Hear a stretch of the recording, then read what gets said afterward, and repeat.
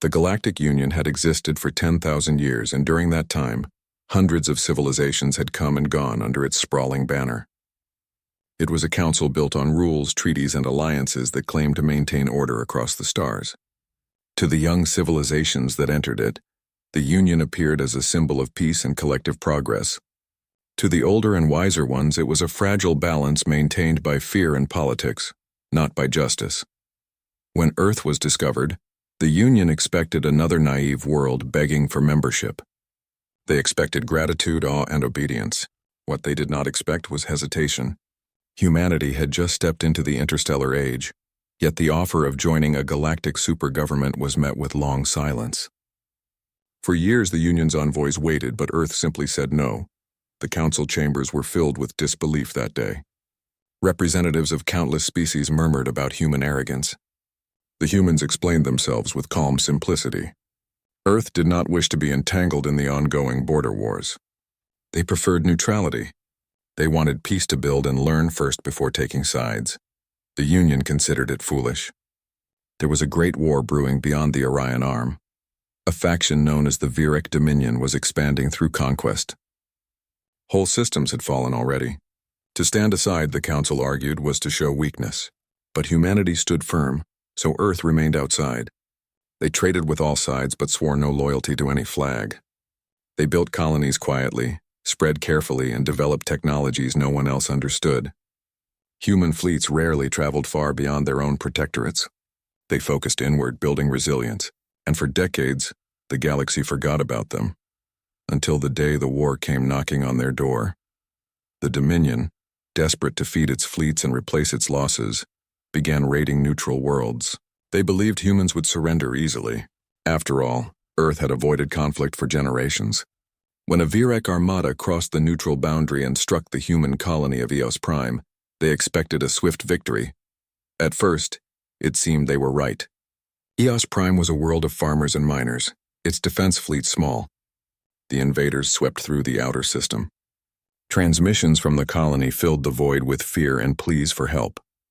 The Dominion broadcasted the same message they sent to all conquered worlds. Submission meant survival. Resistance meant extinction, but they did not understand who they were dealing with. When news reached Earth, the leaders gathered in silence. They remembered how the Union had warned them about the Dominion years ago. They remembered the arrogance of those who mocked their neutrality. Yet none of that mattered now. The people of Eos Prime were still human, and humanity had always protected its own. A single order was given. Mobilize within days, space around Earth transformed. Fleets that had been silent for decades rose from hidden shipyards. Massive carriers drifted from the dark side of the moon, their hulls gleaming with unfamiliar alloys. New weapons never before seen in the galaxy came alive with quiet power. The Dominion's raid had awakened something ancient and dangerous. Humanity did not send diplomats this time. They sent warnings. Short, simple messages to every corner of the galaxy. Stay out of the Eos sector. This is not your war. Most laughed. Others ignored it. The Council debated endlessly, afraid of what might come next. When the Dominion's next transmission arrived, boasting of victory on Eos Prime, it ended abruptly. The signal cut off mid-sentence. Hours later, Union scouts reported an anomaly in that region. A sudden burst of radiation followed by silence. No Dominion ships were detected afterward. The Union dispatched a reconnaissance fleet. What they found shocked them. The entire Dominion armada had vanished. No wreckage, no survivors, no traces of energy weapons familiar to any known technology. The surface of Eos Prime remained untouched, its cities unscathed. The colonists had returned to their lives as if nothing had happened. Only a quiet orbiting array of satellites now circled the planet, each bearing the same insignia, a simple blue sphere. The Council demanded answers. Humanity gave none. They simply stated that Eos Prime was safe and that no further aggression would be tolerated. That was when the Union realized their mistake. For centuries they had underestimated Earth. They had assumed neutrality meant weakness. They were wrong. Humanity had not remained neutral out of fear but out of calculation. They had watched the galaxy's endless wars and learned from them. While others fought and fell, Earth had perfected its craft in silence. Soon, more Dominion fleets began to disappear. Entire sectors once under their control went dark. Union intelligence intercepted fragments of transmissions, static, screams, then nothing. Some reports mentioned dark ships emerging from nowhere, vessels that moved faster than light without detectable energy signatures. Others spoke of electronic warfare so advanced that even thought-linked networks were scrambled beyond repair. The council convened an emergency session. Panic spread among the delegates. Some wanted to side openly with the humans, others feared provoking them. The ambassadors from the border system said the Dominion had begun retreating from every region near human space.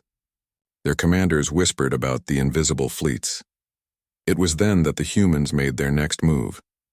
A single human envoy arrived at the council, dressed in simple, dark fabric, carrying no weapons.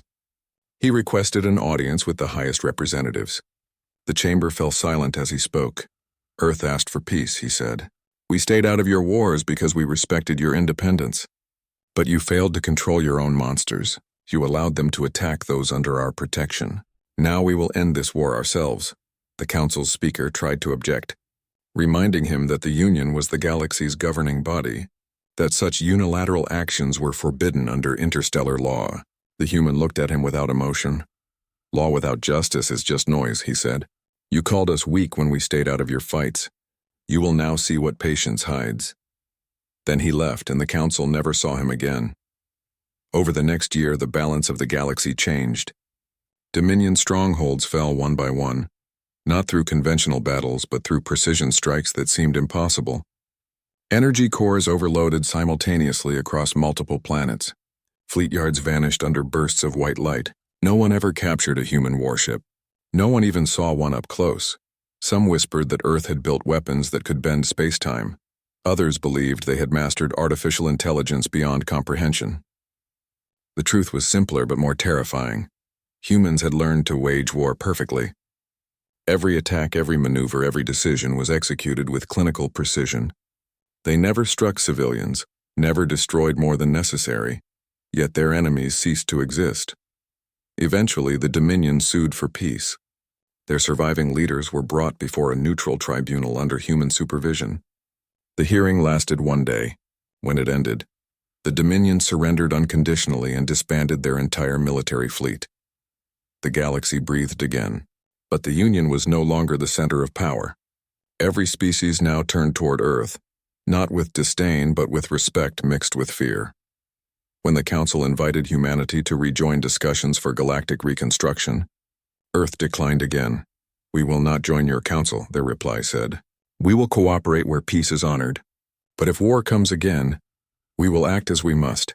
It was a statement both humble and final. In the years that followed, the galaxy changed. Pirates vanished from trade routes once plagued by them. Border conflicts decreased. Even ancient rivalries softened under the quiet watch of human patrols that appeared without warning and disappeared just as quickly. No one dared to test them again.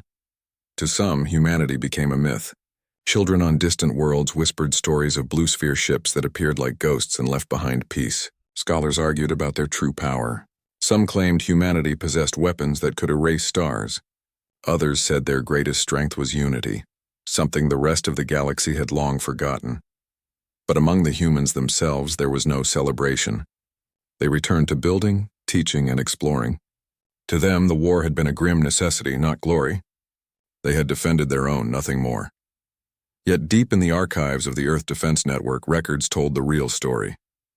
The technology that ended the Dominion had existed long before Eos Prime was attacked. Hidden beneath the surface of the moon, buried within forgotten asteroid colonies, lay machines older than most of their colonies.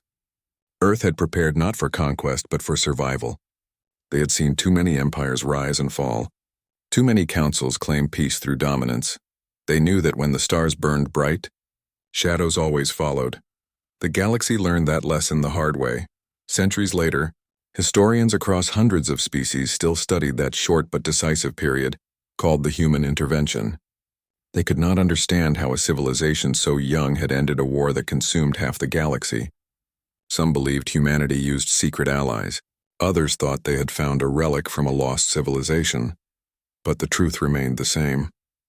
Earth had simply waited. They had learned patience from their own history. Wars fought over continents, ideologies, and power. They knew that peace without strength was an illusion.